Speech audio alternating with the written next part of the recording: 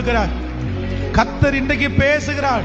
மகளே, எல்லாரும் உன்னை தனியாய் விட்டு விட்டு கடந்து போனார்களோ, யாருமே உன் கூட இல்லையோ, தட்டி கொடுக்க வேண்டிய, உற்சாகப்படுத்த வேண்டிய பல, உன் கூட சாகிற வரைக்கும் நான் இருப்பேன்னு சொன்ன நிறைய பேர், இந்த காரியத்துல நான் தான் உன்னை நடத்த போறேன், நான் தான் உனக்கு செய்ய போறேன்னு சொன்ன நிறைய பேர் உங்களை கை விட்டுட்டாங்கல்ல, உங்களை தனியா விட்டுட்டு போயிட்டாங்கல்ல.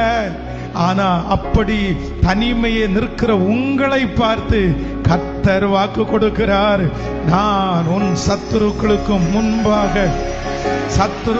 முன்பாக உன் தலையை எண்ணெயினால் அபிஷேகம் பண்ணி உன் பாத்திரத்தை நிரம்பி வழிய பண்ணுவேன்.